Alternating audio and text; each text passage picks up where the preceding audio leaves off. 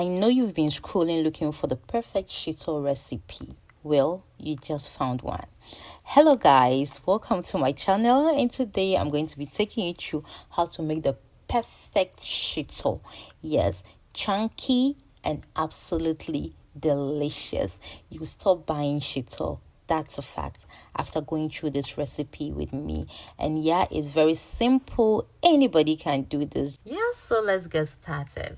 First, let me take you through the ingredients we'll be using. We'll be using onions, which plays a major role. You need to use enough onion depending on the quantity you're making. Then pepper, use any pepper of choice. I'm using yellow habanero. With ginger, use more ginger because it adds more flavor. And I also like mine not peeled. You can choose to peel yours. I'll be using mackerel and tuna for this recipe. You can use any fish you have. You can even use fried fish if that's what you have. It will work just perfect. All right, so in my blender I added in my onions and I chopped it. I want this very rough because we don't want a smooth consistency for our shito. It should be like this. Either you put in a food processor or you can put in your regular blender and blend it on pulse just to get the rough nature of it. Then I blended my pepper, then my ginger. I added a little bit of sweet red pepper. I don't know how it's called, just for the sake of it because it's not spicy. I want to avoid too much water, so I added a little water because my blender cannot blend it without water. I suggest you use oil to blend it, which is the best way to go. Then with the fish, I had to squeeze out excess water out of it. This enables fast cooking. It helps it to dry out fast because shito is all about frying and taking out moisture as much as possible. Now you have to debone the fish. Make sure you take out the tiny bones in it. Then we are going to separate the fish into tiny bits like this. We want it chunky, not smooth, and it mustn't be so chunky. So this is just perfect because we don't want a smooth shito.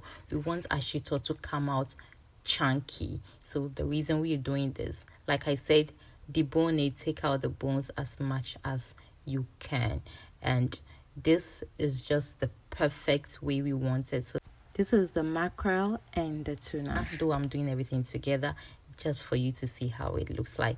Then in our pan we're going to be adding oil in the pan. Then we're adding our fish. That's the first thing that will be going into the oil. You're going to fry this till it's dry.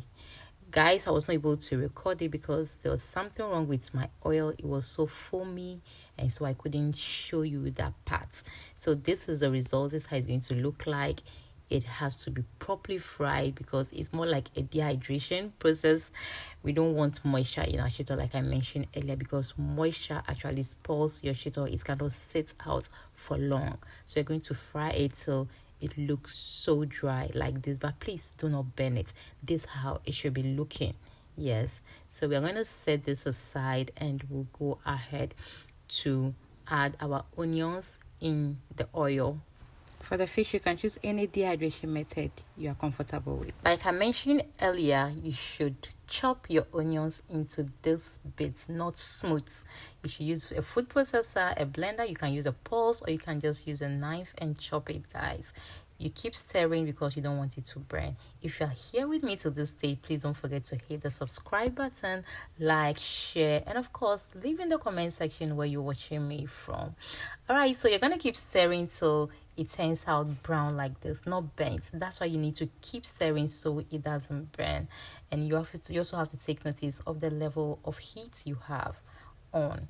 So now you're going to be adding our ginger and pepper at this point. I mentioned earlier you can use any pepper of choice, dry chili, fresh chili, it doesn't really matter. If you can use dry, that will be a benefit just to reduce the amount of moisture you'll be working with. So you're going to keep stirring this. You keep stirring, you don't stop, because if you stop, it will burn. I keep saying this because this is a caution and it's very, very necessary you take note of this. You don't leave your shito alone. You have to stick to it till the end. So you're going to keep stirring till it starts turning dark. So at this point you can see the color is changing, but we're going to stay till it gets a bit darker like this. Then we are going to be adding the next ingredient, which is the fried fish, the fish we fried earlier. So yes, we'll be adding the fish now because you can see everything is drying up nicely. I'm going to stir this together, and then of course you're going to keep stirring. But the last ingredient we're going to be adding now is our tomato paste, which is optional. You can decide to leave it this way, that's fine, but I think the tomato gives it a bit more stewy consistency. So not too much, don't do too much at all. With the quantity I'm making, the 2 scoops was just perfect for this quantity. So I stir this together, then I now added my seasoning cubes. Please take note, you have to taste this before adding salt, because mostly when I do it, I do not add salt, or I add just a bit depending on how it tastes. Because as you are frying it, it gives it that kind of salty taste, so you have to be very careful. So yes, this is just how we want it. Just look at how beautiful it looks. It's not burnt, it's very well fried, and it's so chunky. Guys, this is just the perfect shito you have been looking for. You can store this in a clean, dry container and keep it on your countertop, or you can as well just put it in your refrigerator to last as long as you want it. And make sure anytime you're going to be using this, you use a dry spoon, especially when you're leaving it on your counter. You use a clean, dry spoon. Then when you finish, you close it tightly and leave it on the countertop. This will prevent your shito from spoiling as it stays on the countertop. Alright guys, thank you so much for watching, and catch you in my next one. Until then, stay safe. Bye.